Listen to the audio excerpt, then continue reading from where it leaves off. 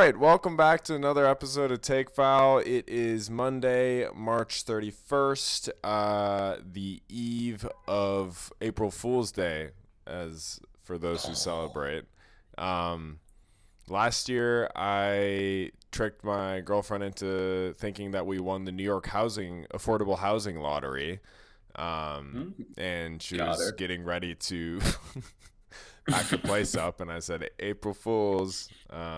But I feel like that's a little bit better than, saying something really bad happened. Sure. Because that just stresses people out, and this is, it really depends, though. This is more of a rug pull, I guess. Sure. Yeah. So great. That's my philosophy going into it. I'm thinking about doing like that I found a dog on the street or something. You big April Fool's guy? What the fuck is this? I'm glad you reminded me. I am, Mike. I tend to be. We are only on his significant unfortunately not a prank show. What new segment? Yeah, what's the new AD show called? Anyone know? The Anthony Davis AD? show. What? Have you not seen this? Anthony Davis is doing a prank show. Oh no! Dude. Yeah. Oh. No, how have I missed this? Yeah, Great and he's trade like, for Dallas. and he's like pranking Terrence Mann and shit. The whatever Jokers style. Like the Impractical Jokers. Oh, the no, can't say those. Those guys are all rapists Couple and of them are pedophiles. bad news. Two of them, half of them, Mike. Yeah. Well, AD still not a pedophile. Anyway, we are a basketball podcast. And March Madness has been going on, although we mostly focus on the NBA. And Mike, you have a take that you'd like to get off your chest, so fire away, dude.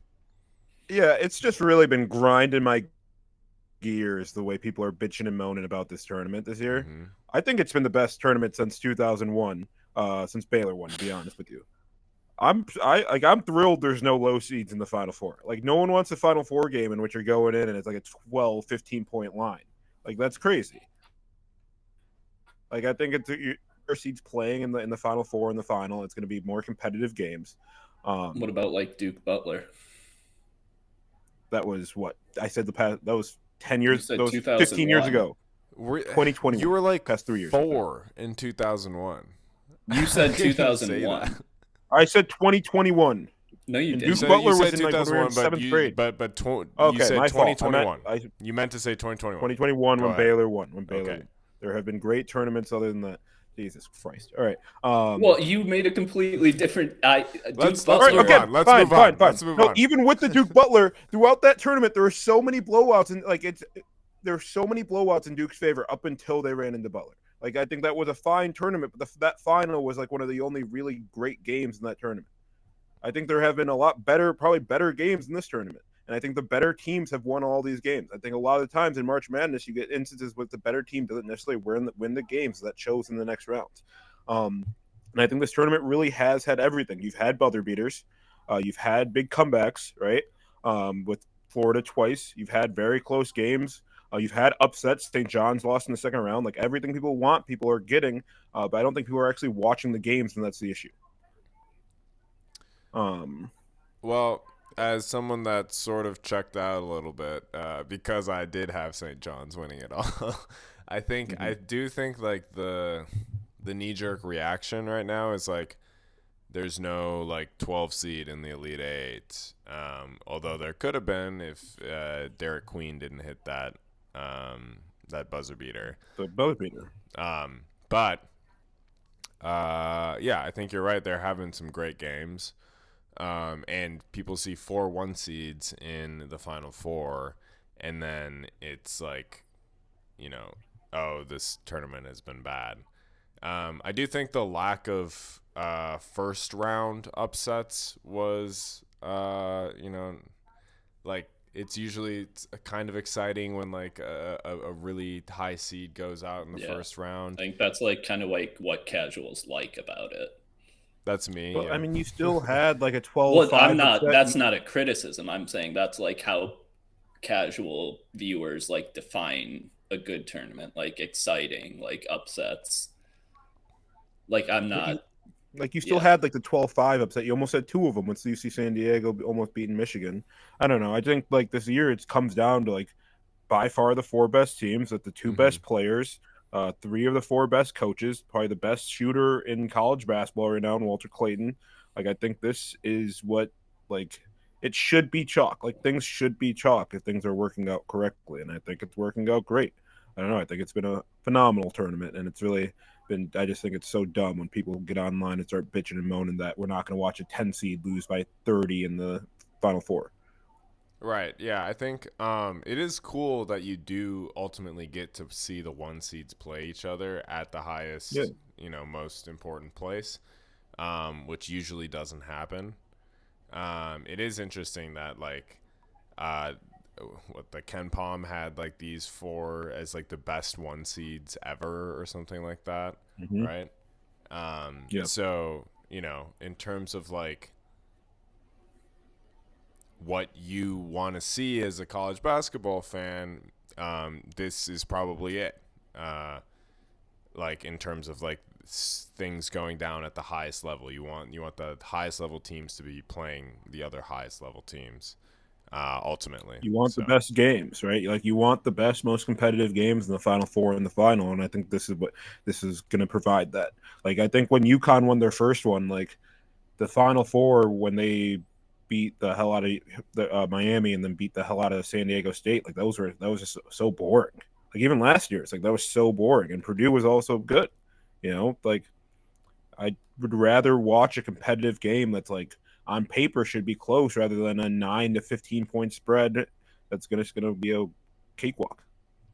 yeah, there's also been a little bit of chatter about if the transfer portal has like created this new sort of era of the national tournament where we're going to see like less upsets because of like this sort of migration of the best players away from the mid majors into the traditionally good teams. I do think it's just like too soon to say something like that generally. But I don't know. We'll see. Yeah, and I don't know. I've heard that. I also kind of disagree with that because like there people are able to use mid-major programs like McNeese this past year, like whether they were like a 12 seed, got a big win in the first round, and destroyed Clemson, and now all those guys get opportunities to go play higher level, and like I think other people are just gonna kind of fill those roles. Like there are high level basketball players a lot of places that don't get looks from coming out of high school from these major programs. So I do think like these NIL offer kind of gives ability for those players to get looks at the mid major level. All right, let's move on to the Taylor Jenkins firing. So this was earlier this week or last week. Was that over the weekend? It was over the weekend. Yeah. Um, Basically, from what I've heard, is that his staff was gutted sort of at the beginning of this year. So they like sort of did a big change up around all of his staff, and these like basically these like European dudes came in and implemented this new offense that sort of wasn't really working. And there's been a little bit of sort of tension between that sort of system and John Morant and how he fits in as well. Ultimately, it seems like the management was more keen on getting rid of him, and they did it with 9 games remaining in the regular season when they are currently the 5th seed in the Western Conference. So, Ike, what was your like initial reaction when you heard this news? Yeah, I mean, I was definitely like shocked just because I don't know why it would ever make sense for like any team that's not tanking, like a team that's still contending in theory, to like fire their coach that has put them in that position with 9 games left to go. Like that just seems like a bizarre way to go about that. I've never really seen it before, like firing your coach 9 games before the playoffs when you are going into it. Like, I can't think of any examples of that ever happening. And yeah, I don't know. I was shocked. I hate him. Happy about it. Laughed at him. Yeah. I was, yeah, I don't know, surprised, but I didn't think they had like a super high ceiling. So Yeah. I would have understood it like after the season. But yeah, it just seems like really strange timing. The timing is definitely the part that's been the most bizarre, I think. Mike, as a coach, do you think 9 games is enough time to implement a system to make a deep playoffs run? Yeah, that's like the dumbest thing about it. Like if it was like an offensive system issue that you didn't like whoever comes in next is not going to put in a brand new system that's going to end up making you win in the first round of the playoffs. You know, like there's just not enough time for the structural and system changes that need to take place for that to happen. So I just don't get why you wouldn't just wait till the end of the year and then let him finish it out. Right. So it's like the interim coach is one of these like European dudes that they brought over, and put him in to. Yeah, like so to take over for the rest of the year, presumably, because they're not just gonna like go out and hire Frank Vogel or something. Yeah. So it's like, what's the difference here? I do think like, I always thought Taylor Jenkins. I don't like Taylor Jenkins either, but I do think like he has been a good coach as far as like putting in a system. They've had so much success without their star player, John Morant, who's been extremely unreliable over the past 3-4 years with injuries. And he's been successful in building a system where like the sort of lesser talented role players thrive, and they're able to string together results. And, I think at least in 2021, 22, that team that had like Kyle Anderson and Tyus and DeAnthony Melton, there's always a sense with that team where it was like they would be down in the first half or something, and they would just like claw their way back. And they I don't know, there's a lot of like grinded out kind of mentality to that team that I feel like has sort of kind of gone away. I don't know if that's just because they've lost some of their veterans, or they've just sort of taken a step back because they've already, done the thing where they are the 2 seed and then get upset. That's happened, 2 years in a row before sort of the lost year that was last year. So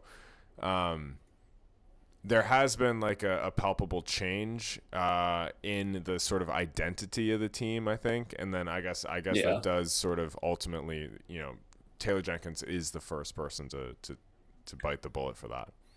Yeah. I think when you kind of have like that sort of defined system with like role players who overperform, that can be really hard to sustain over like 3 or 4 years, because those guys get signed for like bigger deals.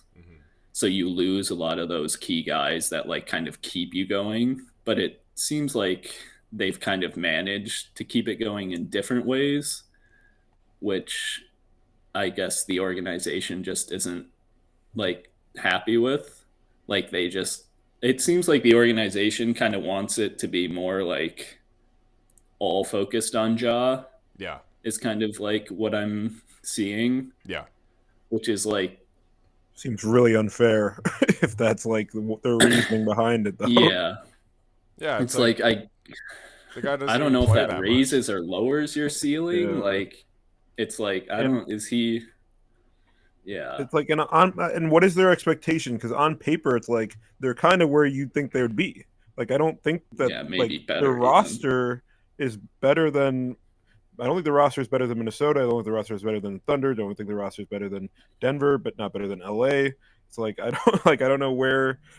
Like even like Houston, I think it might be overperforming from where we thought they may be, but it's like I don't think them being the 5th seed is like a crazy egregious thing to get your coach fired over. Yeah, I mean, I agree. I think it does bring about larger existential questions of like, can you win at the highest level with Ja Morant, Desmond Bane, and Jaren Jackson Jr. as your core. And, maybe they don't want to face that music yet, so they're going with sort of a shorter term option with taking or they Jenkins kind away. of like are accepting it, and maybe Getting like ready I for again like why wouldn't you just do it in the off season? But like maybe they are planning to change. I don't big reset. have any insight. Yeah, I don't know. Yeah. But I don't know. Maybe they're trying out this Euro guy to see if he's got any chops. Also- Not that Jenkins is, claws out The of the way. video rolled down the hill. the video you sent me, Sam, about like she was talking about the offensive system and like Yeah. how they need to start running the pick and roll with Zach Edey and stuff like that. Like, I think that's way easier said than actually done. It's like implementing that after like kind of how the past few years of uncertainty has been with Ja. It's like Yeah. I don't think you can just build that around him and then something happens and then now our only offense is is pick and roll with right. Like I think that's it's better to be a little more conservative with kind of a more team style offense than just a 2-man game like that. Right, yeah, and the Grizzlies famously don't run a lot of ball screens is sort of what Mike's talking about, and I think, it's difficult because you do want your team to be performing at the highest level when the stars are playing, but then if the stars are just inconsistently not there, then are there two different ways that you play, and the players on the team capable of sort of switching on and off between sort of a high pick and roll centric offense and then whatever kind of egalitarian thing they're doing when Ja doesn't play. I don't know, but they've seemed to have answered that question for us. Okay, so thought we would do a bit of a game of Are We Sure here. So this is a game where we say questions that begin with Are We Sure? And sort of, talk about them. So, Ike, you want to start us off here? Sure. All right. Are we sure the Timberwolves don't want the 7 seed? Explain that to me. Yeah, elaborate. Well, I mean, it's about who's in the 2nd seed right now. Yeah, the with Rockets. The Houston Rockets. And there is the play-in aspect, of course, where you could drop to the 8 seed, and that's not ideal at all. Mm-hmm. And going to the 6 seed, as of right now, would be matching up with Denver, who we've done well against. So that's also a tough thing to say we want to go into a series with Denver as well as we have done against them. But I just look at 1 through 4 there, and it seems like one team kind of stands out as the team you'd want to play. I get where you're coming from, like on paper, but am I crazy to think that you guys match up a little bit better against the Nuggets than you might against Houston the way things have gone this year? I Like, think hasn't Houston we kind of match had your up number pretty a little well. bit? I wouldn't say that.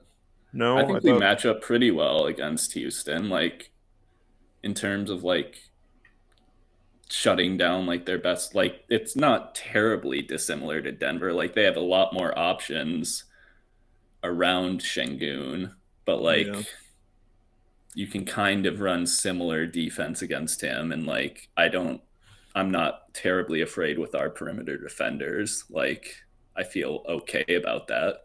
Here's what I remember from the Wolves Rockets games that I've watched this year is that it turns into like a big athlete off, and it's always an extremely physical game. It's up and down, and I think the Wolves, tend to like to play slower on the offensive end, but when they're sort of jerked into doing this kind of more crazy physical thing, they've always been up to the task. And actually, I think that combined with a little bit more of their know-how seems to have gotten them over the hill with a lot of those games. They've been close, for sure. But they've been able to kind of match Houston's intensity and match Houston's athleticism in a lot of ways. With, even people like Terrence Shannon Jr. coming off the bench and stuff like that. I think here's my nightmare scenario. Kawhi Leonard has one of his perfect Kawhi Leonard, peak days and goes off against us in the play-in. In the first game, we lose. And then we get Sacramento at home, which the Wolves are 0-2 against Sacramento at home. Ike and I were there for one of those games, and I was also there. Right. Yes, we were all there, and we saw what happened. And for some reason, Malik Monk eats in the Target Center.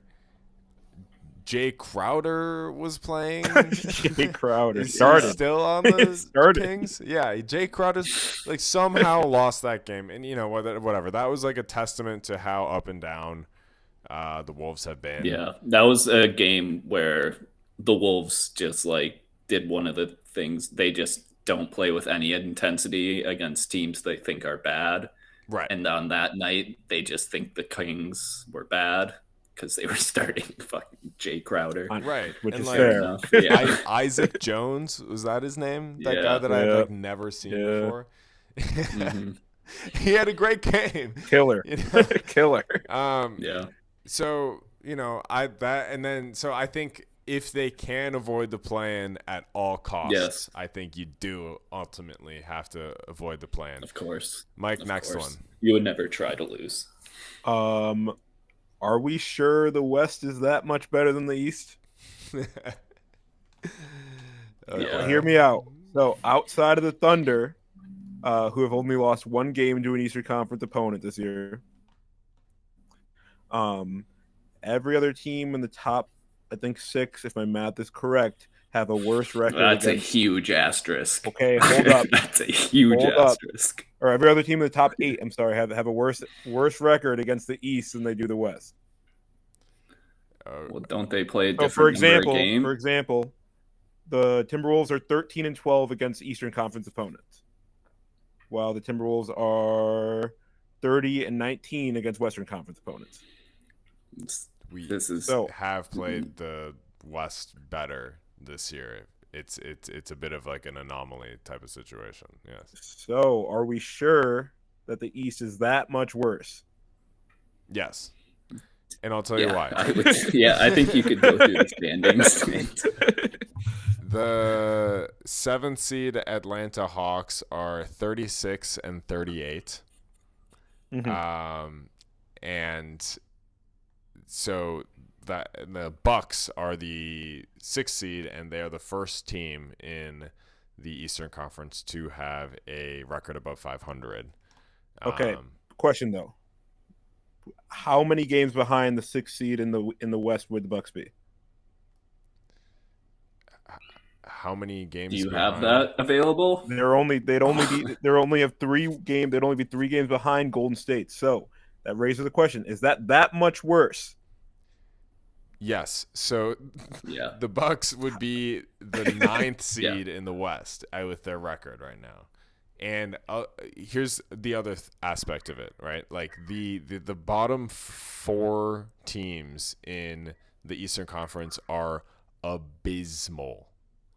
Okay, compared but they've been trying to lose all year. Right. What does that? Yeah, but that, so They're yes. terrible. Okay, but Those you're are 3 saying wins. seeds. You're talking about seeds, but if you look at the records, it's not that much worse. The Bucks' record is not that much worse than Golden State's record. I think it is.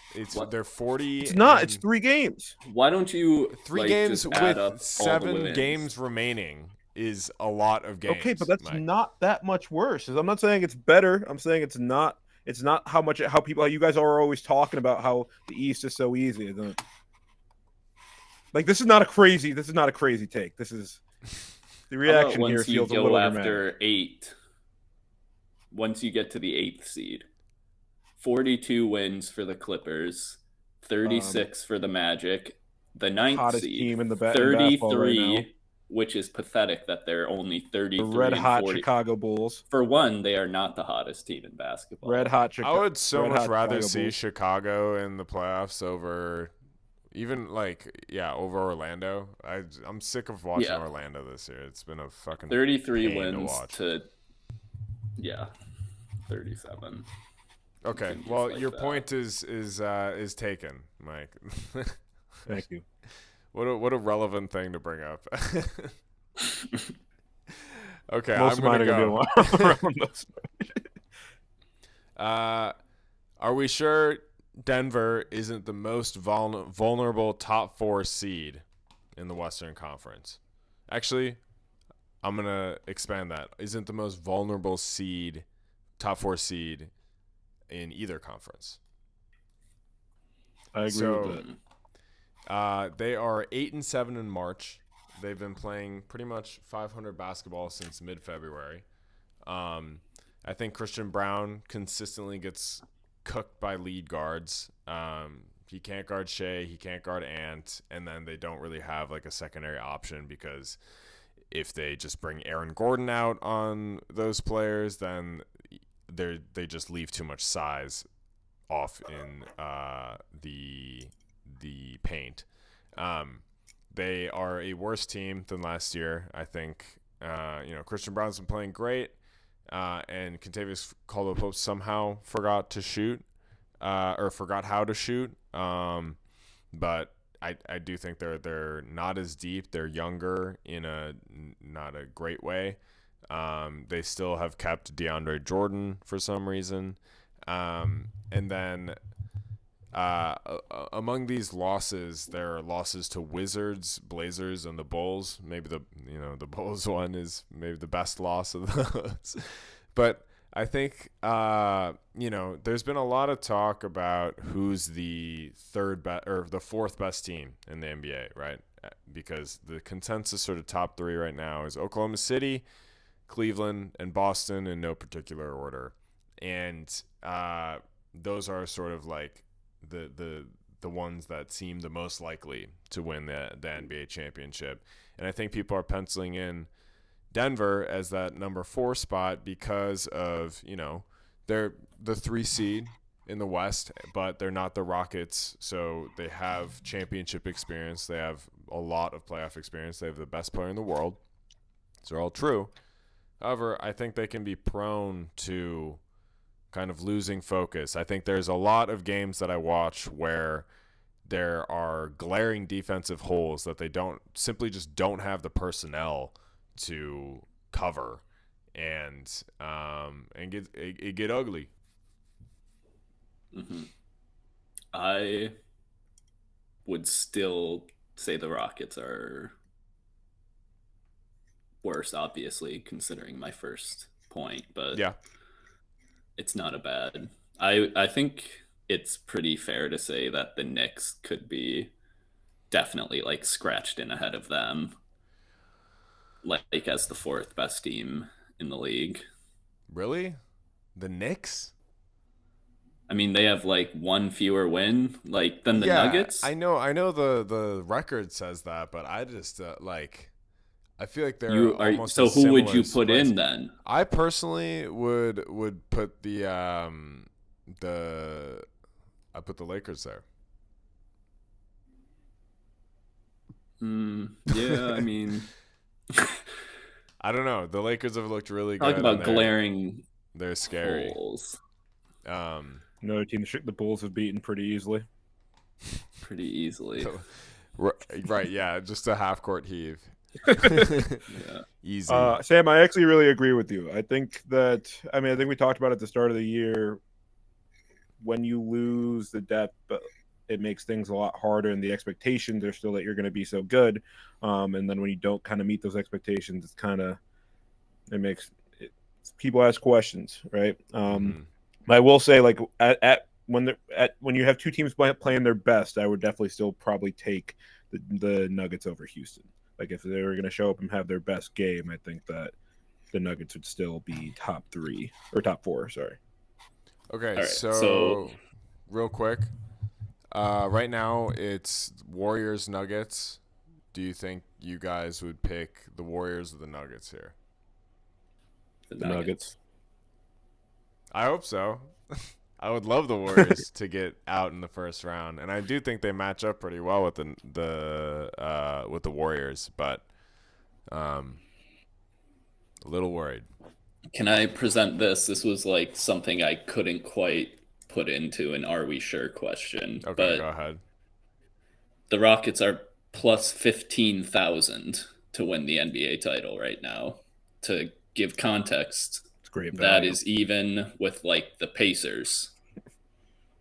The Clippers, the Grizzlies are both favored higher at 12,500. The Timberwolves are 6,000. Okay, So the Clippers, huh? I thought, or I mean, the Grizzlies is the one that I'm surprised about there. I think the yeah, Clippers being more favored makes more sense to me, just because of the Kawhi I pedigree. mean, But yeah, 15,000. I mean, the Clippers are still like not even guaranteed a playoff spot though. it's true.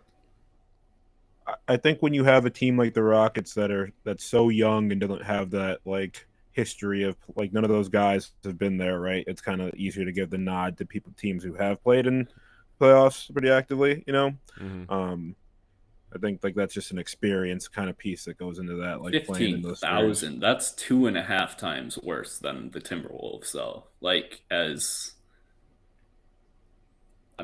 Solid that's just a value. huge number. I mean, that is great value. Like it's hard to Is it? $10 Yeah. win $1,500. Like that's Yeah, hey. Huh. All right. Back to Ike. Well, I guess you sort of did one. Mike, Sure, you want you to can go? count that. yeah. Are we sure the Bulls front office doesn't know what they're doing?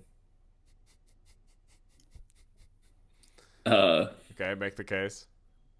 So, Josh Giddey, I was hand up. I was the biggest. the Giddler. Uh, I was not super happy with the transactions that took place, losing Caruso. But Josh Giddey has proven that he's done more for the Bulls than Caruso really ever did, and I just think that's kind of like a style of play wise. Caruso's, I mean, he has like statistically he has like Yeah, I we mean yeah. he's needed a it. We more needed someone else. involved player. Yeah. Yeah, right. Caruso, great defender, but he's not someone who's going to go get you like 20 plus, like on like, right. Mm-hmm. I think Josh Giddey's also a guy who does not quit when things get tough, like the Bulls had and has recently gotten rid of. In Zach LaVine, like he was a guy when things weren't going his way, he just kind of shut down and didn't really want to play basketball and didn't really want to be. He seemed like a nightmare to be around as a teammate. Josh Giddey doesn't seem like that. He seems like he's really well liked amongst his team. Whatever you may say about the man off the court, this country has something called due process. Kids So love I him, mean, man. that, You don't know what can't you're say the talking kids about. don't love him, man. He was Fans. investigated, and Yeah. no charges were brought. If we don't have due process in this country, what do we have? What do we have? Just some videos on Instagram and TikTok. Circumstantial evidence. Yeah, I think Giddey's been great. He's been fun to watch. I think he's a competitor. I do remember watching that. I know this gets brought up a lot, but the Oklahoma City Lakers game from a couple years ago when LeBron broke the record. And they took that whole pause in the middle of the game, and Kareem gave LeBron the basketball. All the while, that like young Thunder team that was overperforming, and I think they ended up in like the 10 seed or whatever, was just so ready to get back to hooping, and you could see Josh Giddey amongst that crowd being like, I'm so fucking ready to get back on the court and win this game, which they did. So yeah, I still think given the value at the time, the Bulls maybe could have gotten one pick. Take into context in that I do think the trade was made in an attempt to get worse. I which also didn't turn out to be true. But yeah, the Patrick Williams extension is still questionable. He's I'm still gonna young. still stand on He's that still one. young. Yeah, he's still young. Time will He's tell. shown nothing.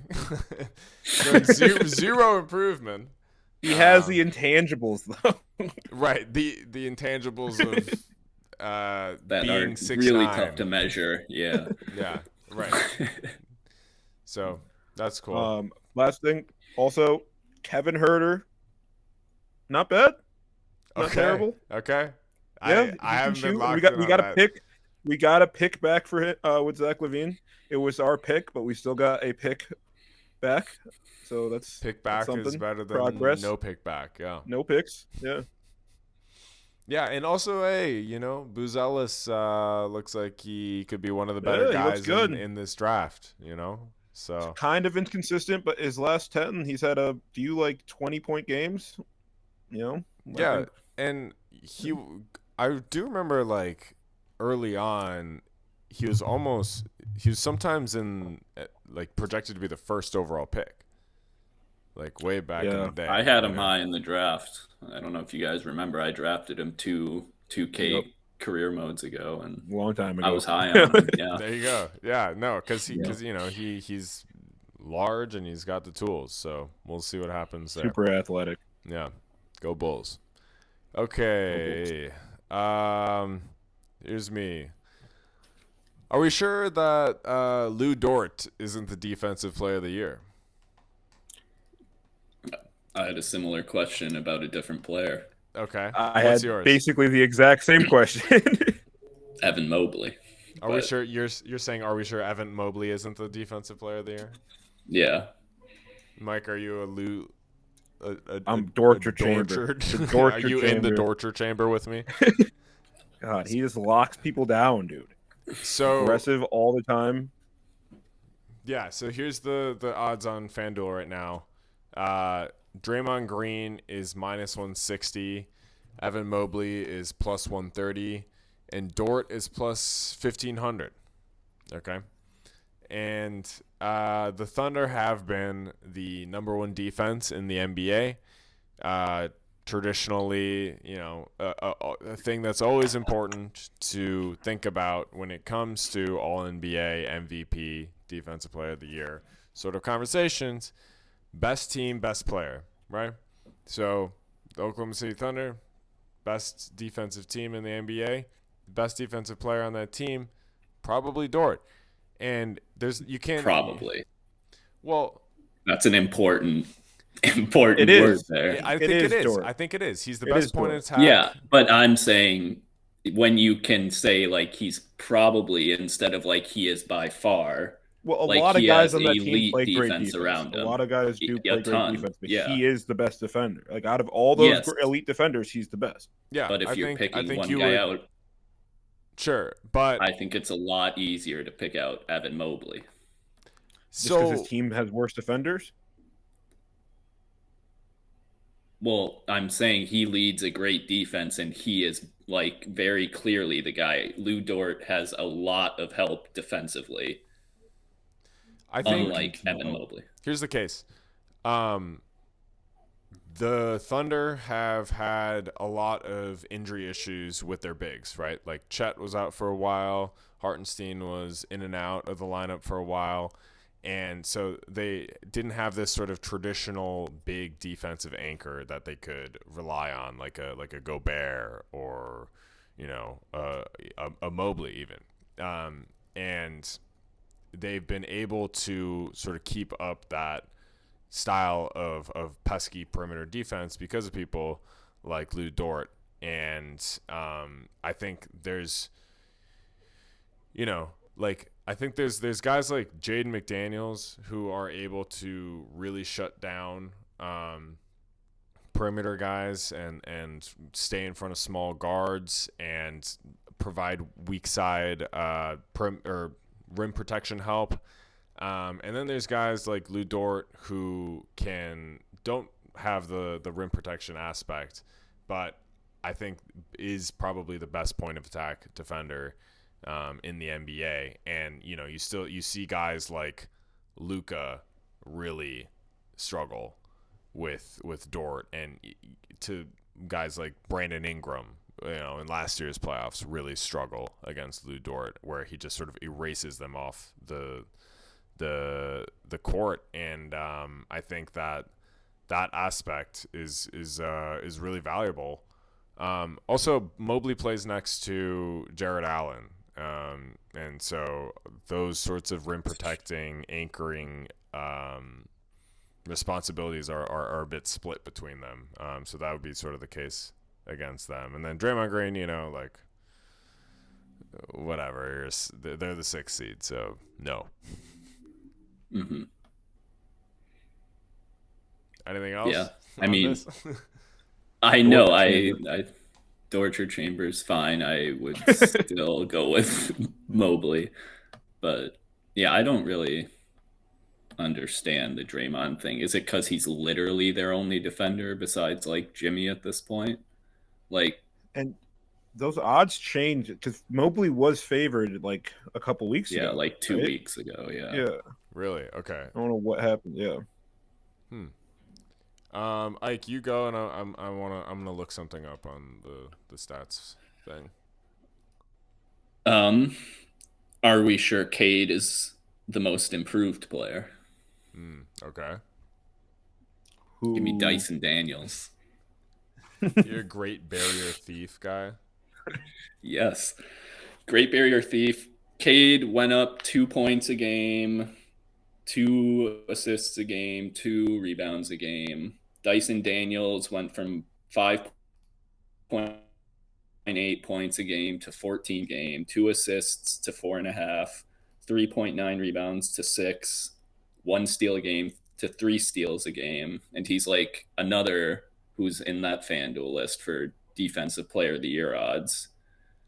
So I just feel like in terms of going on, like, you are so much better than you were last year, where Cade was like a fringe all-star last year and is now like the best player on a good team.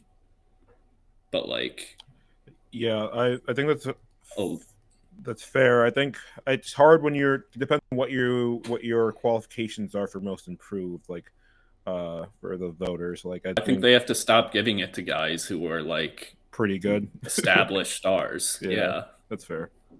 No, I mean I agree with you. I still think it'll go to Cade, and I wouldn't have like an issue with that. But like I do understand what you're saying, that he was a very, very good basketball player last year, and he has gotten better. But like it's not as big of a leap as yeah. Okay, so the Golden State Warriors post All-Star have had the number 2 defensive rating in the NBA at 108.9. Somehow the Raptors have had the best defensive rating in the NBA post All-Star.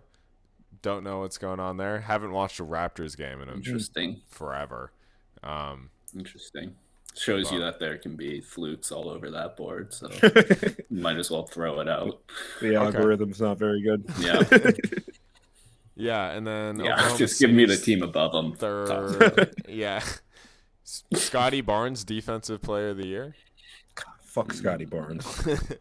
Cavs have been 14th post All-Star in defensive rating. Uh-oh. It's not very good for your boy. Yeah, who's first? The Raptors.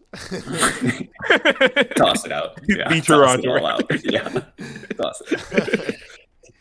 All right, Mike, you got another one that's Hold on, yeah. Sam. Dyson Daniels, no, or you're not on on Dyson. on most improved player. Yes.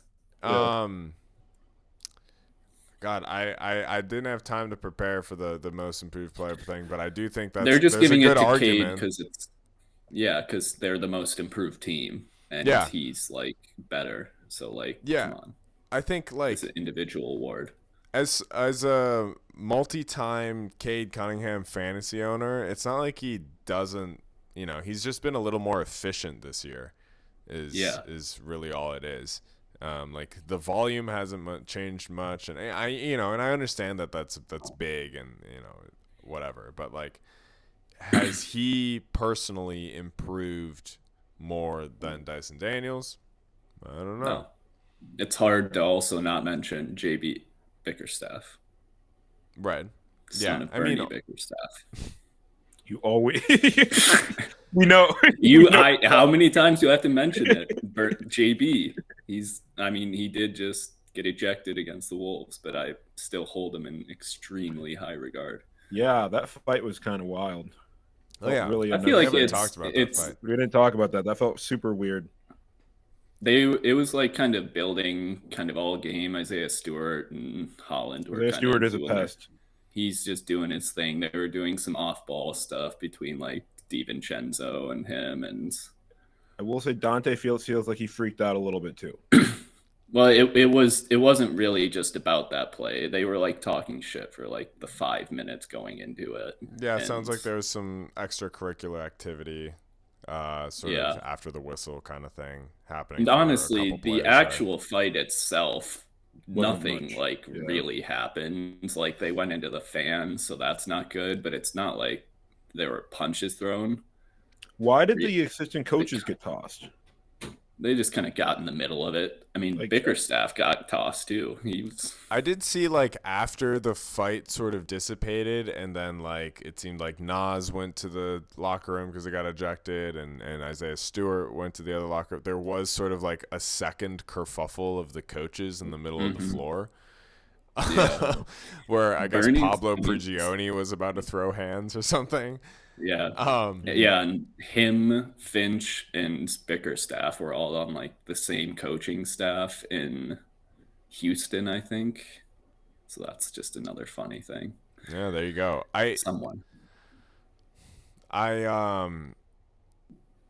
Yeah, I guess it's like it was mostly just a lot of pushing and shoving and grabbing. A good screenshot of Isaiah Stewart really grabbing DiVincenzo's crotch there. That was fucked up. Yeah, Holland kind of got fucked up too, honestly. Yeah, But, I think. Yeah, I don't know. I mean, obviously I'm biased, but like, should anyone get suspended for this? And if so, who? I assume it would be like DiVincenzo and Holland, and then Stewart. I think Stewart and DiVincenzo, I thought were because they initiated. I'm not like I didn't really see Nas Reed's. You know, he sort of got tumbled by the. He got caught in the middle of it, to be honest. You know, he was the one like wagging his finger at the beginning, but then it was like. Yeah, I think it's the guys who kind of like got into the crowd who are going to get in trouble because they don't like that's the big thing. Yeah. So, but it really wasn't that bad at all. I don't know. I agree. I think a lot was made of it. Yeah. Yeah, it was the most technicals in a game since 2005. The guys just tripped, and then everyone started falling, and then like people made a big deal out of it. Like if they all stayed on their feet and they go to the crowd, I don't think anything happens. Yeah, or if it's in the middle of the floor. All take foul listeners to attack this fat ass Detroit Pistons beat writer who's fueling flame right now. What's his take? Like the Timberwolves he's just like, are. Yeah, he's just being a total whiny bitch. Okay, send it to me. I'll get back to you with his name in 30 seconds. Okay. Let me give you my last one. Go ahead. I had also had Lou Dort. I know I really phrased this one, but are we sure age should matter as much as it does when it comes to drafting in the NBA? I've been on mock drafts since the college season's coming to an end, and you cannot sit here and with a straight face and tell me Con Knuppel is a better basketball player than Johni Broome. Like, that is just not true, and I will not hear it. Like, it's insane. Knuppel's going like top 10 in like some people's drafts, and I just don't. Yeah, top 15 for sure. Yeah, it's just like I get that he is a pesty defender, but again, he gets to play against fucking with Cooper Flagg, and I forget the long black kid they got, whatever his name is.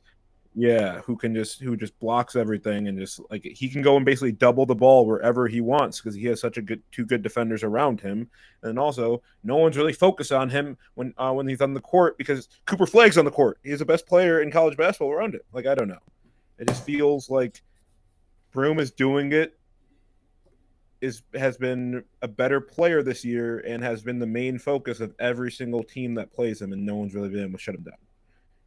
And Yep. Broom Knupel's white is not boy on from some Duke. people's and Broom's not on some people's draft boards just because he's sucks 24. ass. He sucks ass. You're right. Yeah. Broom's actually 24? He's probably like 22 or 23. Yeah. Okay. He's a senior. Here's what I'll say about Janai Broom from the little that I've watched him this year. A lot of his scoring is 22 on the interior, right? He's sort of operating in that mid post, low post area. He gets a lot of putbacks. He can shoot a little bit for sure. He's not a jump out the gym type of athlete. And he's a bit undersized if he were to play 4 in the NBA. 6'10". Is he 6'10" though? He's 6'10". Is he actually he's 6'10"? He just does not. I don't know. Like I haven't measured him. I haven't stood next to him and measured him, but he's listed at 6'10". That's all I can go off. Okay, I'm all right. clocking him at 6'8". Yeah, he does not look 6'10" to me, and I think like in the modern space of the NBA, I struggle to see where he would fit in. That's how I feel about it. Like, I don't think he's the most. He's a smart, crafty player, but I can actually see Knipple fitting in more as like a sort of off some screens shooter, as a downhill sort of glue guy kind of. He's a solid passer as well. Shoots Gym rat. well, he's like a 36% 3-point shot. Not like he's shooting it out lights out. 36 is fine. He's just it's Broom's just 32, Mike, right? Broom's 32. 32 and 30. There's a big difference between 32 and 36. Oh my god, 4%. It's a big difference. And obviously, he gets wide open shots all the time because he has fucking Cooper Flag around. Yeah, and Janai Broom gets wide open shots all the time because he can't shoot. He's shooting 32%, 55 from the field. 55 from the field, 32%. What do you mean he can't shoot? 32% from 30. And he's a great shot blocker. Great help side defender. Yeah, at 6'7". Covers the lane well. At 6'6", he's a great shot blocker. Yeah, I don't know. You know, like some guys, like I get it. You know, like I think I see Caleb Love as a NBA player already. Like we were texting about this. I like him. Janai Broom, I just sort of struggle to see where he fits in on a modern NBA offense, I think. And second best player in college basketball this year. You don't think he can fit in? Hey, ambidextrous touch around the hoop. I hate to bring him up, but Luka Garza was like the best player in college basketball. Luka Garza was not the best player in college. Yeah, he literally was. He was. He won the award. He won that award. He won the award does not mean he was the best player that year. Who was the best player? What year was that?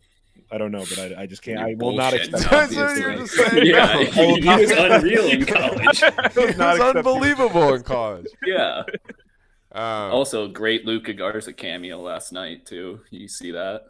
When everyone got ejected, the Pistons picked him to come in and take 2 free throws. Both of them. Sunk. Drained him. Yep. Yeah. Wow. Ben, really bad pick. Hot hook shot at the end of the game. Good free throw shooter, right? Yeah. I don't know. Yeah. I feel like I'd probably pick Nickeil Alexander-Walker is who I would pick. That guy cannot make a technical free throw to save his fucking life. Sorry, weird nitpick. Strictly technicals. I'll go with my last one, which is vaguely related. Are we sure Grant Nelson isn't an NBA player? Yes. You sent me those highlights today. Yes, we are sure Grant Nelson is not an NBA player. You should. Grant Nelson is the white boy on the mustache. The Tide. Yeah. North Dakota. Ike, he's toolsy. Yeah, you have to look up his North Dakota. Don't worry about his Alabama mixtape, but When he was at Dakota, it look kinda at looked his like North he was Cooper Dakota. Flag, the way he was blowing past dudes in like the Summit League. It was like He was dunking on Cooper dudes playing Flag for before Omaha. Cooper Flag. Yeah, exactly. Good He looked like shooter, Kevin too. fucking. Well. He looked like Giannis out there. But Just like one dribble spin move just jammed. It was 23.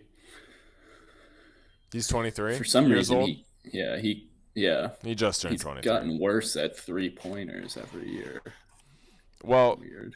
That's Doesn't matter. That doesn't matter. He looks like more of an NBA player to you than He's got size. He's got the size. He's like 4 or 5 inches taller than He's got the size. He can shoot sometimes, and he can. He's an he inch can- taller. He's an elite 1 inch athlete. taller. He He's can 4 to dunk on 5. people. He's a fantastic defender.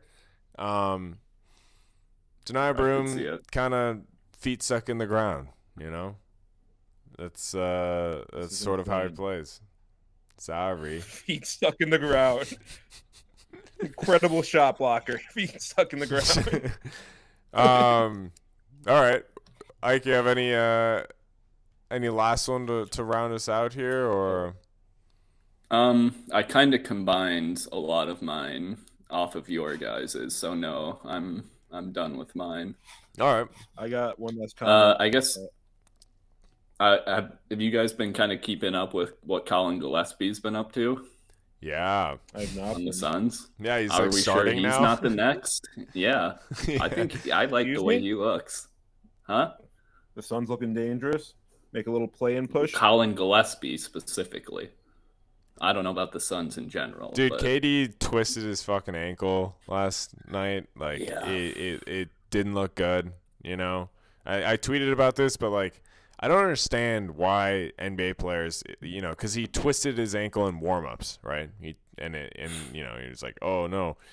And then doesn't do anything about it. Doesn't take out an ankle brace.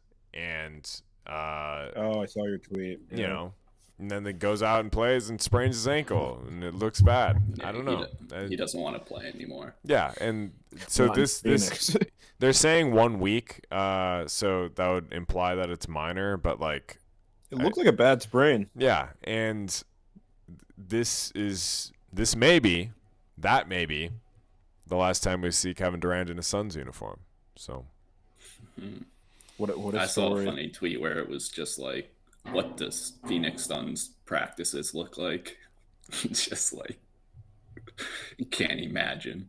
yeah, God, that's gotta be a nightmare. It's No like- one wants to be there. Budenholzer was like, everyone on the line. Gillespie's up and down, Yeah. 10 extra laps. Then work. He's got next. Gillespie's got next. Yeah. There Yeah, was one alright, really heard it fun here game first. that I was watching against like the Nuggets or something where he went off. But I don't know. I guess like Tyus has been bad and Monte Morris is just like too old to play, and so there's like two guys that should theoretically be playing over Gillespie, but they just aren't. So Can't do it. yeah. Sucks for Tyus. All right. Well, I think One last we'll thing. wrap it there. Oh, okay. Go ahead. Paige has been playing out of her mind in the women's tournament. And I think UConn is by far been the best team in the past 2 weeks, and South Carolina is going to lose to Texas. That's it. Agreed. All right. We'll Horns wrap or it there. UConn. Yep. Give it us. You want to wrap it up? Wrapping All right, it up. Mike. All right. Bye.